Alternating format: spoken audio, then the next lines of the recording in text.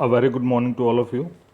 Today we are going to discuss the question answers of this chapter, body and movements. So the first question in your textbook is of fill in the blanks. So let's see what comes in these fill in the blanks. Joints of the bones help in the movement of the body. हमारी body की movement में joints help करते हैं. A combination of bones and cartilages forms. Bones और cartilages आपस में मिलकर हमारी बॉडी का स्केलेटन फॉर्म करते हैं. The bones at the elbow are joined by. हमारी एल्बो में जो जॉइंट होता है वो हिंज जॉइंट होता है और उसी हिंज जॉइंट की हेल्प से हमारी एल्बो की बोन्स जॉइंट होती हैं. The contraction of the muscle. हमारी मसल्स जब कॉन्ट्रैक्ट होती हैं तभी हम अपनी बोन्स को मूव करवा पाते हैं. Indicate true and false. So the first statement is the movement and locomotion of all animals is exactly the same.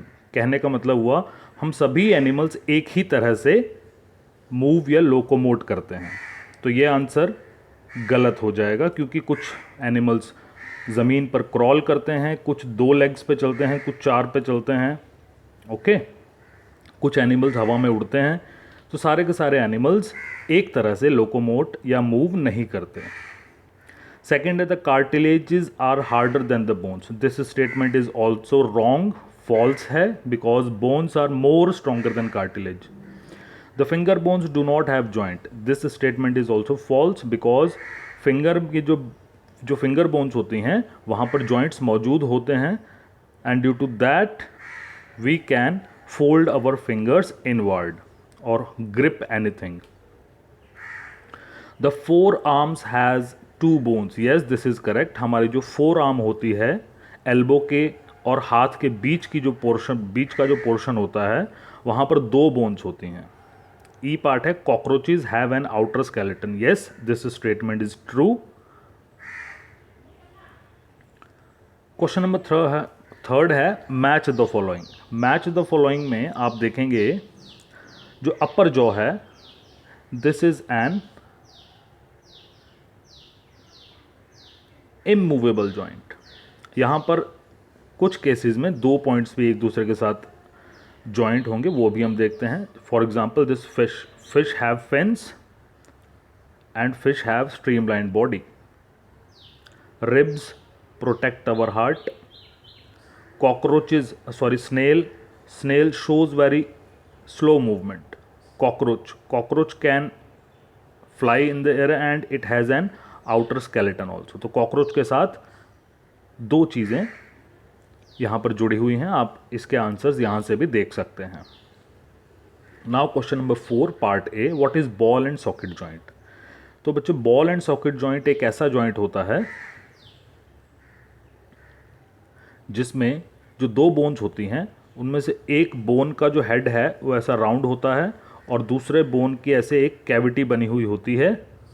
उस कैविटी के अंदर ये बोन फिट हो जाती है. इस टाइप का जॉइंट जो होता है वो बॉल एंड सॉकेट जॉइंट कहलाता है. इसके कारण जो बॉडी की उस बोन की मूवमेंट होती है, मान लीजिए इस वाली की मूवमेंट बहुत सारी डायरेक्शंस में हो सकती है, सिर्फ एक ही डायरेक्शन में नहीं, मल्टी डायरेक्शनल मूवमेंट ये जॉइंट प्रदान करता है. नेक्स्ट है which of the skull bones are movable. कौन सी हड्डियां हमारे स्कल की मूवेबल हैं. तो बच्चों हमारे स्कल में सिर्फ जो लोअर जॉ है वही मूवेबल है. जो नीचे वाला जबड़ा है बस वही मूव कर सकता है और कोई भी बोन हमारे स्कल में मूव नहीं कर सकती. इमूवेबल जॉइंट्स होते हैं वहाँ पे. Why can our elbow not move backwards. हमारी एल्बो पीछे की तरफ क्यों नहीं मूव कर सकती. बिकॉज वहाँ पर हिंज जॉइंट प्रेजेंट होता है और वो जो हिंज जॉइंट होता है वो सिर्फ एक ही डायरेक्शन में मूवमेंट को अलाउ करता है. So in this manner we have completed the question answers of